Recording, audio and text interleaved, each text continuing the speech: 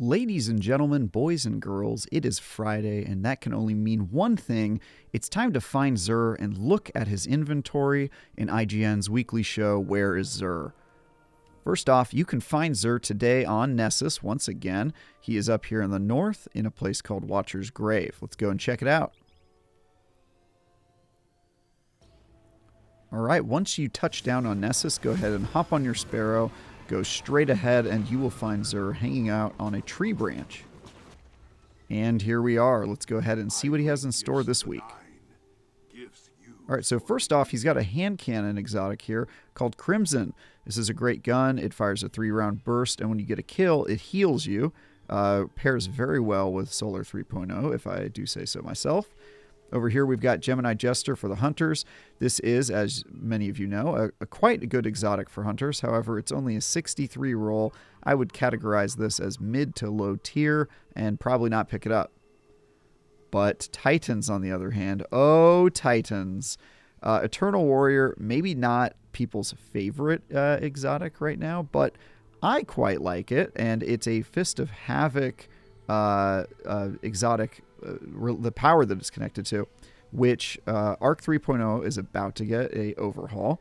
And with that said, it's got 69 overall stat points, which is unbelievable. Very, very high for an exotic.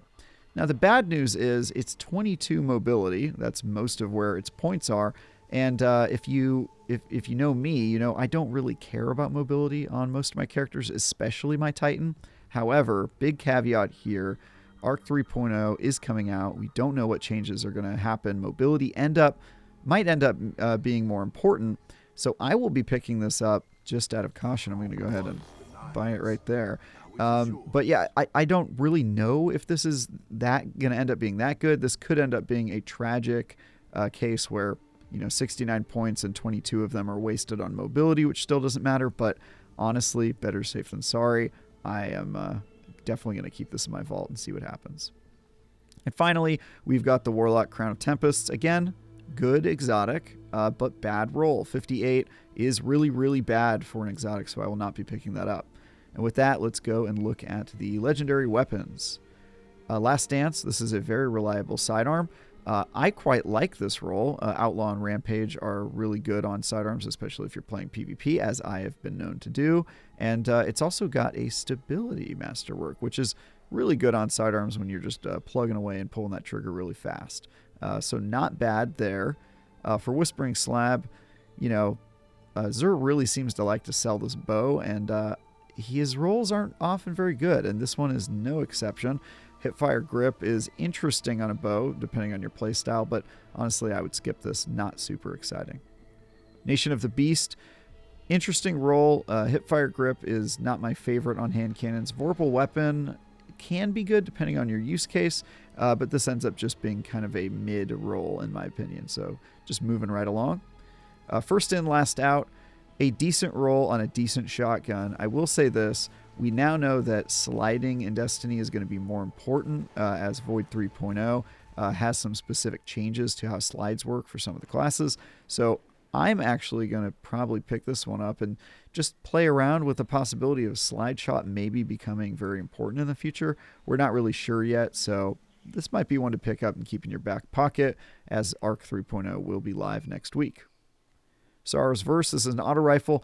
Not my favorite roll. One Quiet Moment, as many of you know, I think he's useless. Harmony is an alright perk that I'm not excited about really right now. Surplus, always nice to have, but I kind of also hate that perk, if I'm being honest. It kind of requires you to not use your abilities, which I'm not a fan of. Honor's Edge. Boy, does Xur like selling this weapon. Almost identical rolls every week. Pick it up if you need it, I guess. Otherwise, yeah, you've seen this before, most likely. The Keening. So another sidearm that I'm kind of fond of. One Quiet Moment I still hate, but we're moving on to Snapshot Sights. Faster aim down sight times and killing wind, not bad. And then reload speed. Maybe not the most important thing to up on a sidearm, but it never hurts. Keeps those bullets firing just fine. So, yeah, both of the sidearms this week, the Keening and the Last Dance, if you're in market for a sidearm, you got some pretty good options. And with that, let's move on to legendary armor. First, we're going to be talking about the Titan. The Titan got some very good gloves this week. These gloves have 66 overall stat points, but more importantly, they have great choices for where they're actually putting the stats. Only 2 mobility is a big old check mark in my book. 22 resilience could not be more on brand for the meta right now with Solar 3.0. So who knows if it'll be the role you want next season, but right now, assuming all things are consistent or at least feasible in the next season with the current stat importance, I would say this is a pretty easy buy. Pick that one up. 66 stats. Don't see that every day. Chest piece, 60 overall. Some interesting distribution, but 60 overall is a skip. Helmet, 62 overall. Again, kind of like all over the place. No spiky rolls, really. So I would say that's a skip. And then the boots, 63. This one's okay. 2 in mobility, and it's got really decent all-around stats across. 63 is sort of a coin toss for me. I mean, I wouldn't use it because I have stuff that's higher than that. But if you don't have anything at this level, or you do, but it's got maybe not the best rolls, you could do a lot worse than this. 2 mobility and then even distribution, all in the 10s across all the other 5 stats. I'd say that's not bad at all. So consider picking that one up. And with that, we are going to move on to our next class, which is going to be the Warlock. All right, let's take a look at what Xur has in store for Warlocks in the Legendary Armor category. All right, so gloves, 58, easy skip. Let's go ahead and pass on that. 59, another one I would not bother looking at. Helmet here, so this one's interesting. Maybe not the most perfect distribution if you really don't care about mobility like me. But 24 resilience is certainly hard to turn your nose at. Some of the other stuff is good. Recovery is a little low, and mobility, the fact that it's kind of spending some points on it is not my favorite thing. But, 64 overall, and with a high resilience, certainly worth taking a peek at. So definitely worth looking at. And then we've got our boots over here. So these boots are 63, which again for me is a coin toss. But 22 mobility. If you have a mobility use case for a Warlock, certainly look at this. Really, the bad thing is that it's got such low resilience, and that is such an important stat right now. Kind of hard to recommend it, but hey, whatever floats your boat. This might fit with a specific build you're working on, and might be worth picking up. So with that, let's go and take a look at Hunters. All right, and here we are at long last. Let's see what he has in store for Hunters.